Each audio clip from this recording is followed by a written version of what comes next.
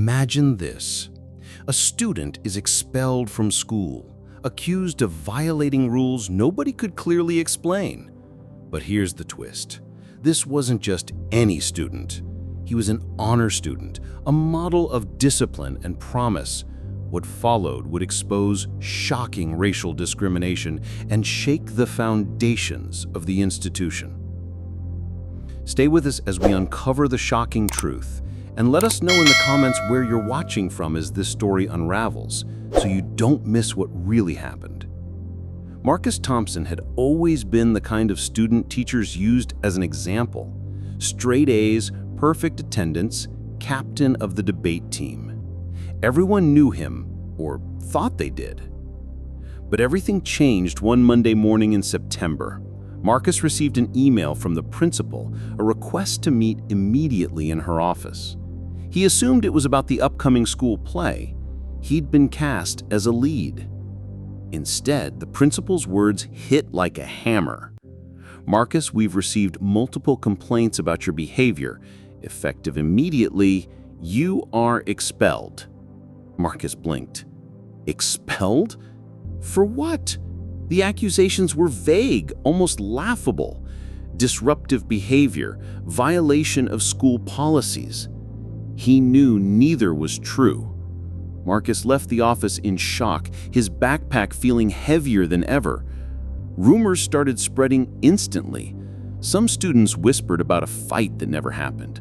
Others claimed Marcus had cheated. Again, false. It didn't take long for Marcus to realize the pattern. No white student at the school had ever been treated this way for similar infractions. He had been targeted, and deep down, he knew it wasn't because of grades or behavior. Determined to fight back, Marcus asked for a copy of all records concerning his expulsion. Weeks went by, and what he uncovered made his blood run cold. Emails from teachers, supposedly neutral, contained subtle but unmistakable racial bias. Phrases like "he's too aggressive" and "may intimidate other students" were used repeatedly. Phrases never directed at white students in the same situations. Even the complaint files from other students were suspiciously altered. Handwriting and timestamps didn't match original submissions.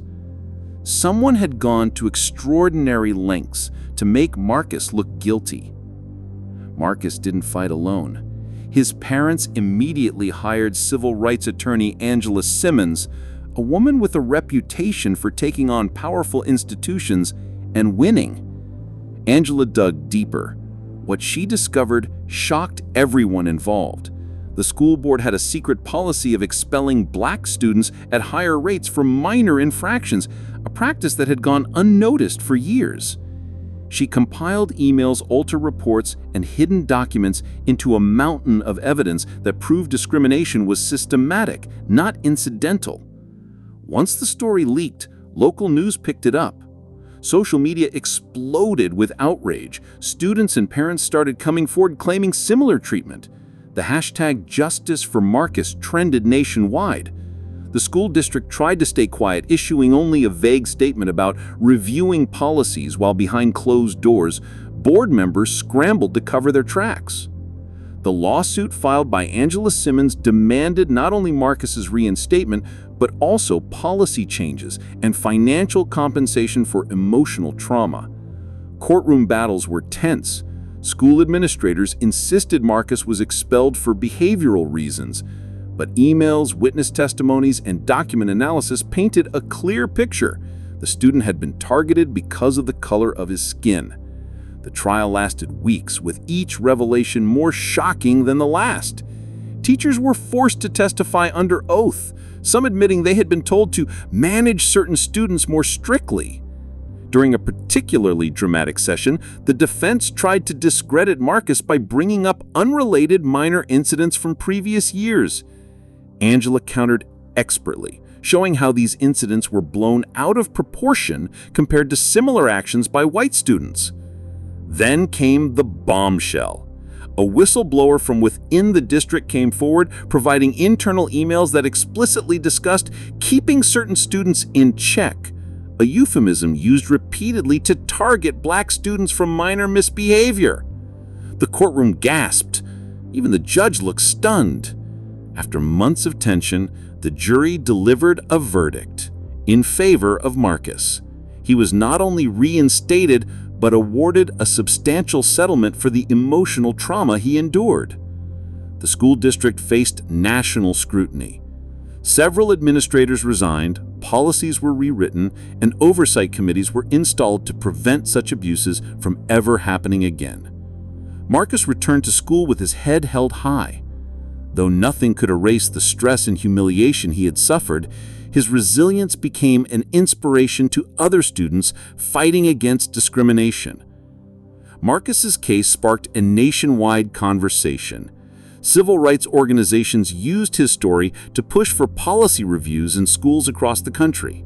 Students, parents, and educators began paying closer attention to subtle forms of bias that often went unnoticed. Marcus spoke publicly, urging schools to recognize the humanity of each student and ensure fairness in every discipline case. Imagine walking into a place where you are expected to succeed, only to be punished for something beyond your control. Marcus lived it, but through courage, evidence, and support, he changed not just his own fate, but the system that tried to silence him. His story is a reminder that injustice can happen anywhere, but standing up and seeking the truth can bring about real change. If you were shocked by Marcus's story, share your thoughts below and tell us where you're watching from as this story unravels, so you don't miss what really happened. Stories like this remind us why we must pay attention, speak up, and fight for fairness in every corner of society.